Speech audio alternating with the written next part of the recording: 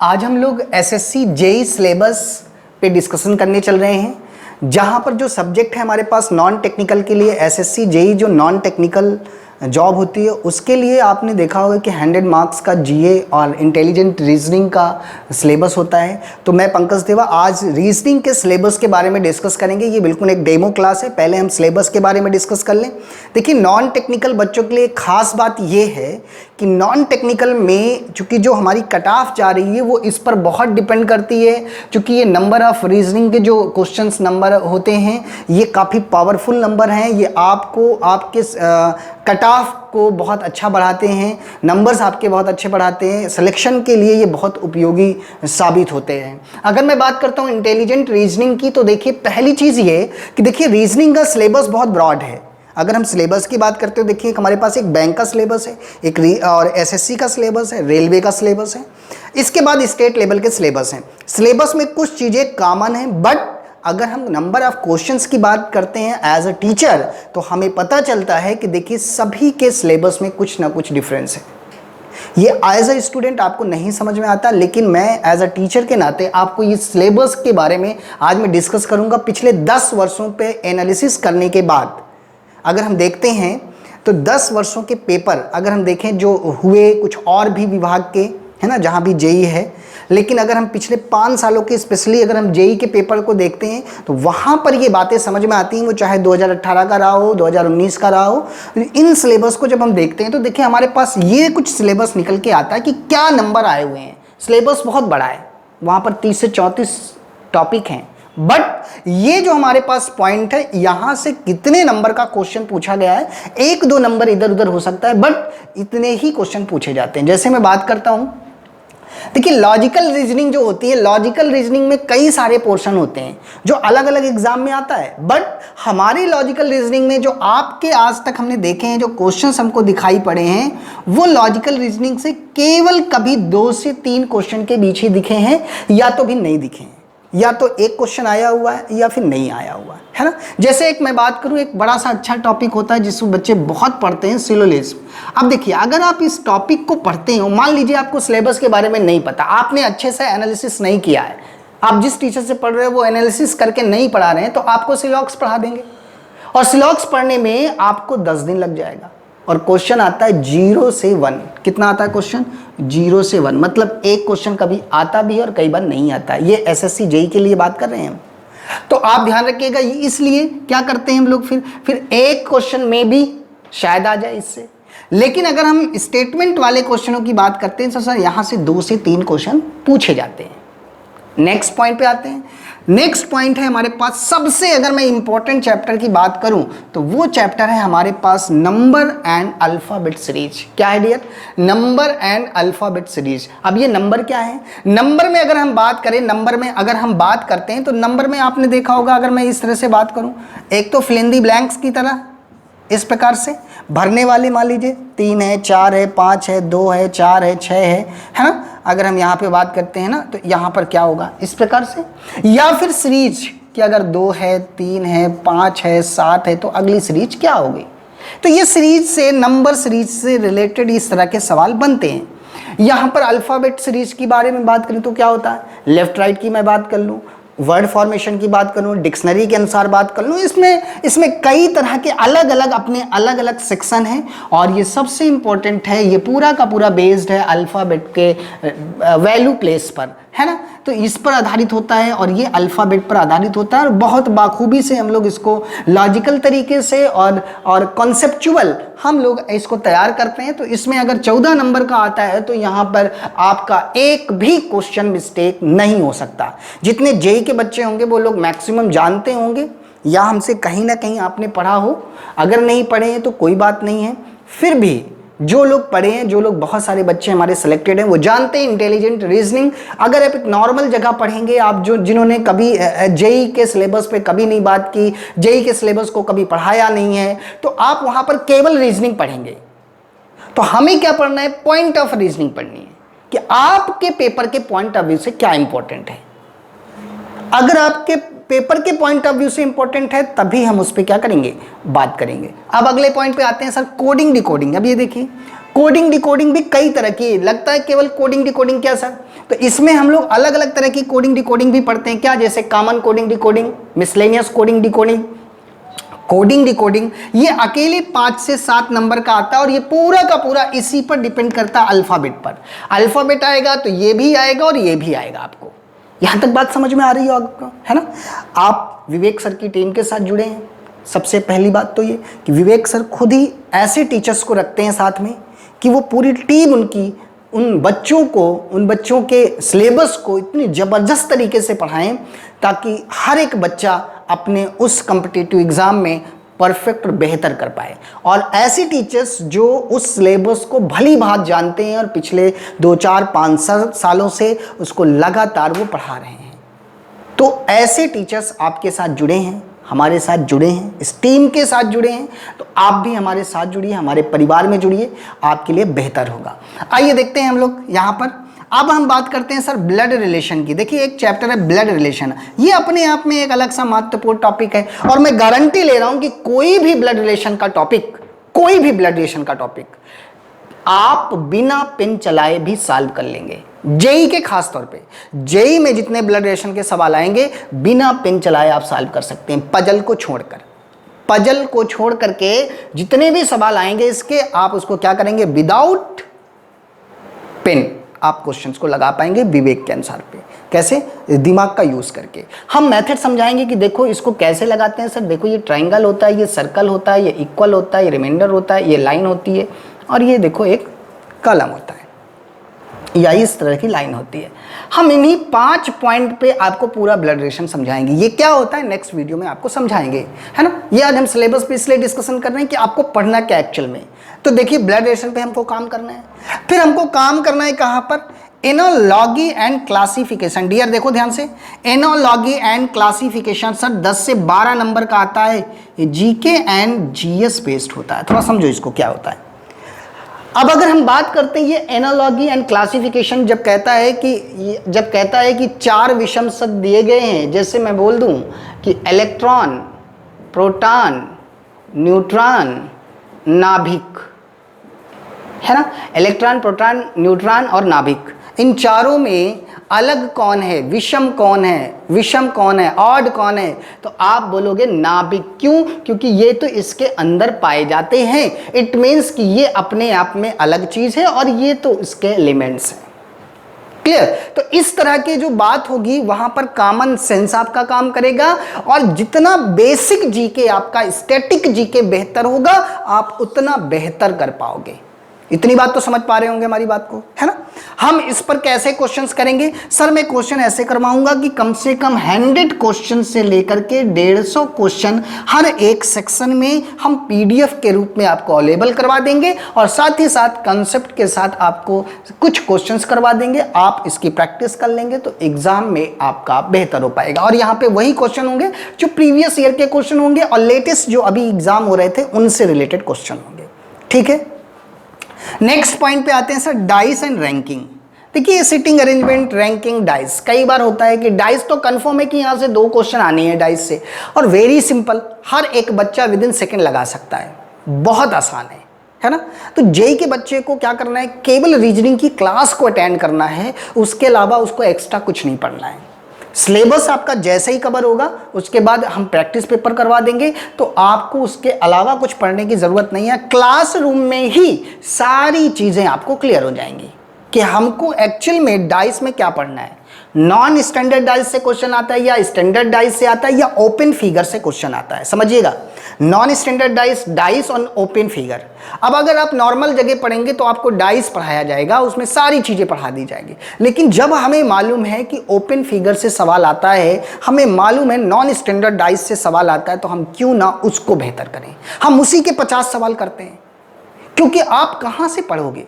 आप कोई रीजनिंग की किताब लेने जाओगे तो वो फुटकर में दे देंगे, आपको कुछ क्वेश्चंस मिलेंगे, कुछ इधर उधर, कुछ मिस्टेक्स, तो उस तरह से नहीं करना है। आपको फोकस्ड होना है, वीडियो को कंप्लीट देखना है, सारी चीज़ें बेहतर करनी है। ठीक है, अब हम बात करते हैं यहाँ पर मैथमेटिकल रीजनिंग की। अब ये देखो मैथमेटिकल रीजनिंग क्या होती है सर? मैथमेटिकल रीजनिंग में देखो एज बेस्ड प्रॉब्लम जो होती है ना, एज बेस्ड प्रॉब्लम, है ना, आयु पर आधारित सवाल। फिर उसके बाद सवाल आपने देखा होगा इस तरह का 4 + 5 - है ना, 6 मल्टीप्लाई ये, तो प्लस का अर्थ है माइनस, माइनस का अर्थ है गुणा, गुणा का अर्थ है भाग, दैट इज यूज, है ना। अलग अलग चेंजेस जो प्रॉपर है, नंबर्स को यहाँ पर क्या करेंगे, लेटर्स, ये जो सिंबल्स हैं उनको चेंज कर लेंगे या लेटर्स को चेंज करवा देगा, उसे हम लोग बोलते हैं मैथमेटिकल रीजनिंग। और मैथमेटिकल रीजनिंग में कंप्लीटली हम लोग डिजिटल सम, डिजिटल का यूज करेंगे। ये क्या होता है, लॉजिक होता है, बताएंगे आपको, जादू की तरह आप इसको क्या करेंगे, करेक्ट करेंगे। क्लियर है। अब आता है वेन डायग्राम। सर ये वेन डायग्राम क्या होता है? सर वेन डायग्राम आप देख रहे हैं 2 से 3 सवाल पूछा जा सकता है। क्यों पूछा जा सकता है?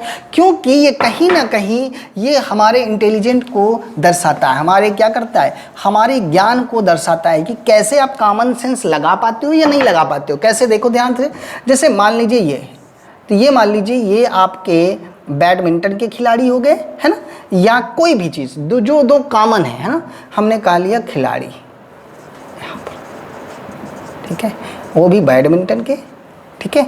इसके बाद हमने देख लिया पोलो के खिलाड़ी, सपोज ये खिलाड़ी है, तो ये दोनों इसके साथ भी हो सकते हैं और ये इसके साथ भी खेल सकते हैं। That is use in common sense based question, है ना, कॉमन सेंस बेस्ड क्वेश्चन होंगे।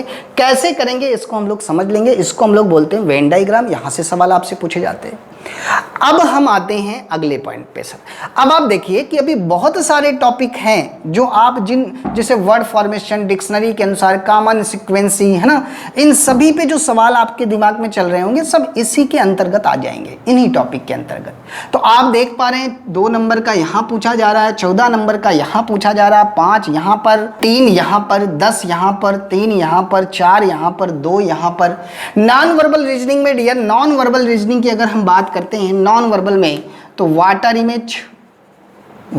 इमेज एंड मिरर इमेज से आधारित सवाल आते हैं। Paper cutting and paper folding से सवाल आते हैं। इम्बलेट फिगर से सवाल आते हैं। लगभग यहाँ पर 4 से 5 सवाल आपको देखने को मिल सकते हैं। हम ये मान के चलते हैं नॉन वर्बल रीजनिंग में फिगर में 5 क्वेश्चन आप डन करके रख लीजिए। ये है हमारे पास रीजनिंग का सिलेबस। हमको इसको कंप्लीट करना है सर 30 मिनट में। कितना? 30 मिनट का हम टाइम लेंगे और हमको कर रहे हैं 50 क्वेश्चन। गारंटी है हर एक बच्चे के लिए कि अगर वो प्रॉपर वीडियो देखता है तो वो 30 मिनट में वो मिनिमम कम से कम 48 क्वेश्चन प्लस ही करेगा। मतलब अगर आप बेहतर तरीके से पढ़ना चाह रहे हैं, बेहतर तरीके से समझना चाह रहे हैं, तो आप ये समझ लीजिए कि कम से कम 48 बाई 50 नंबर हमको लाना ही है। ये 2 नंबर हम इसलिए कम कर दे रहे हैं, कई बार होता है कि सिली मिस्टेक के कारण 1-2 क्वेश्चन कट जाते हैं। तो अगर आप 45 प्लस नंबर लाते हो तभी आप नॉन टेक्निकल में आप बेहतर पोजीशन जा सकते हो। क्यों? क्योंकि जो जीके का पार्ट होता है डियर, ये भी 50 नंबर का हमारे पास है, जीके भी है, देखो ध्यान से, यहाँ पर भी है। तो जब हम दोनों को मर्ज करते हैं तो रीजनिंग आपको बैलेंस करती है। रीजनिंग क्या करती है? बैलेंस करती है। डियर हम एक्स्ट्रा आपको क्या पढ़ाने वाले हैं? एक्स्ट्रा हम आपको पढ़ाने वाले हैं इनइक्वालिटीज। क्या पढ़ाने वाले डियर? इनइक्वालिटीज। समझिएगा ये क्या होता है? इनइक्वालिटीज, समझ पा रहे हैं? ये असमानता, ये वैसे बैंकिंग का चैप्टर है बट हम लोग यहाँ पर एक बार चेक कर लेंगे, कई बार यहाँ से सवाल पूछा गया है ना, इसको भी हम लोग देख लेंगे साथ में। याद रखिएगा क्या क्या चीज़ें होंगी।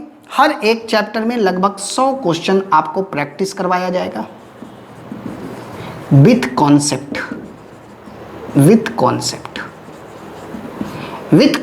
हर 100 क्वेश्चन प्रैक्टिस विथ कॉन्सेप्ट। जो क्लास चलेगी वो अलग और 100 क्वेश्चन की प्रैक्टिस करवाया जाएगा, उसका डिस्कशन भी यूट्यूब पर करवा दिया जाएगा आपके साथ में।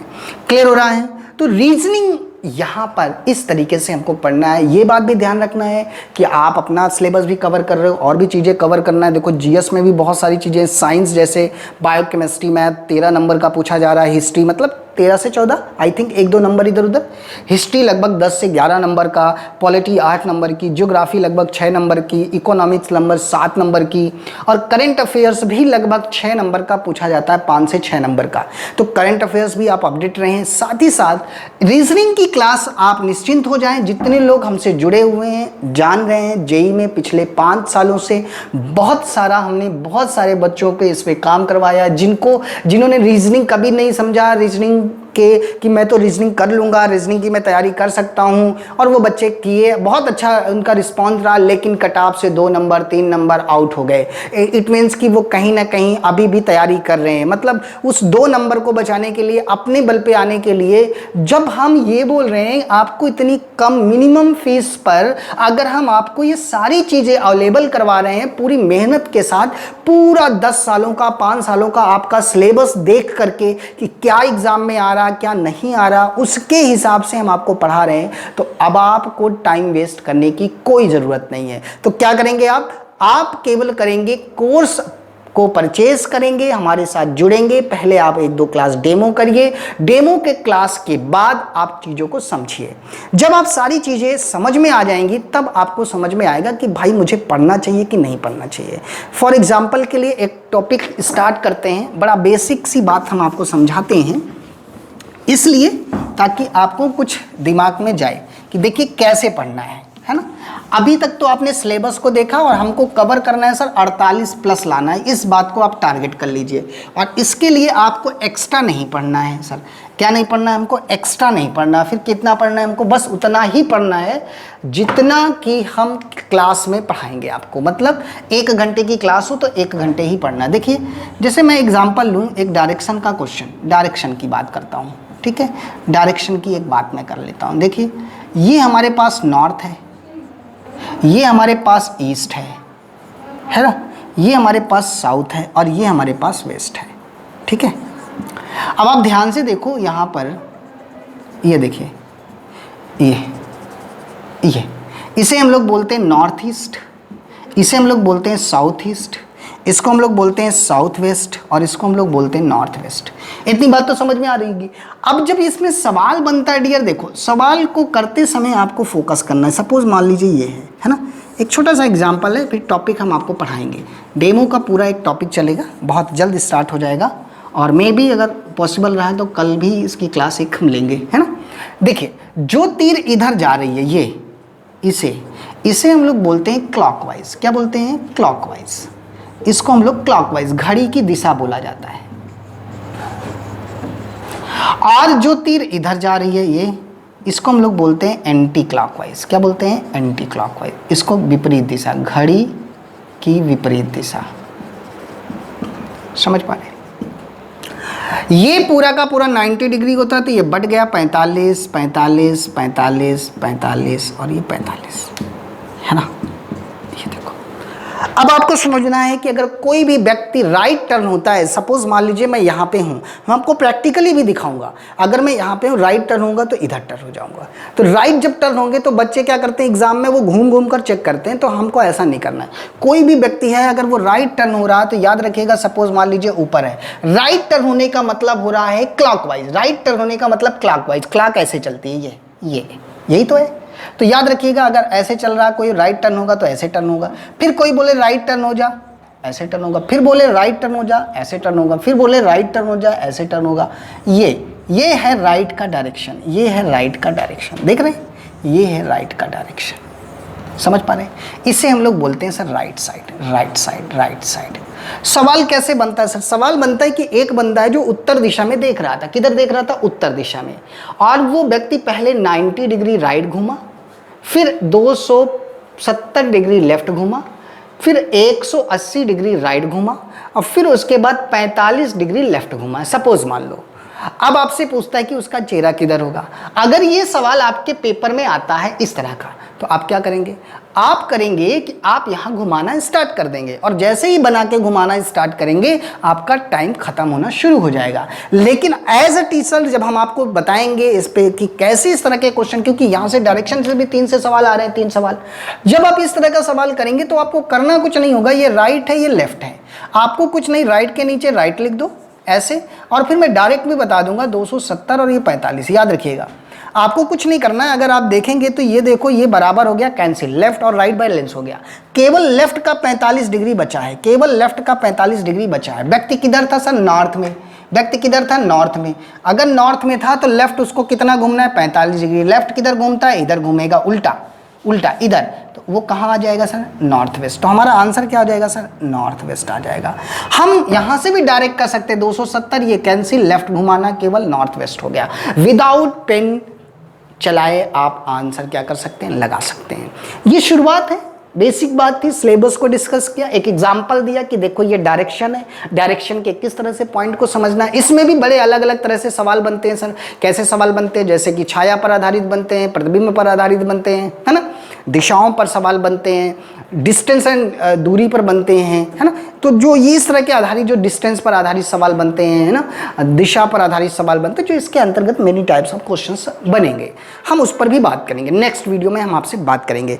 तो आपका बहुत बहुत शुक्रिया, आपने इस वीडियो को देखा, कंप्लीट आपने देखा। अगर आपको ये वीडियो समझ में आ रहा है कि हाँ सर इसी तरह से पढ़ना है, इसी पॉइंट को तो पढ़ना है, हमें पूरा नहीं पढ़ना, हमें वो पढ़ना है जो एग्जाम में आ रहा है, तो ये वही पॉइंट पढ़ाया जा रहा है, उसी तरह से सवाल को अपडेट करवाया जा रहा है। हम आपके सिलेक्शन के लिए बहुत स्वार्थी होंगे, बहुत हम आपके साथ आपका भरपूर फ़ायदा करवाएंगे, उपयोग करवाएंगे। जो हम पढ़ाएंगे आपके जीवन में, जो भी एग्ज़ाम आप देंगे वहाँ पर आपको ये फ़ायदा देगा। और जेईई का हर एग्ज़ाम आप क्लियर करोगे और 50 में 48 प्लस जरूर करोगे। तो आप हमारे साथ, इस परिवार के साथ, विवेक सर के साथ, हमारी पूरी टीम के साथ आप जुड़ें। जो भी कमेंट्स हो आप मैसेज करें, हम सारी चीज़ें आपको बताएंगे।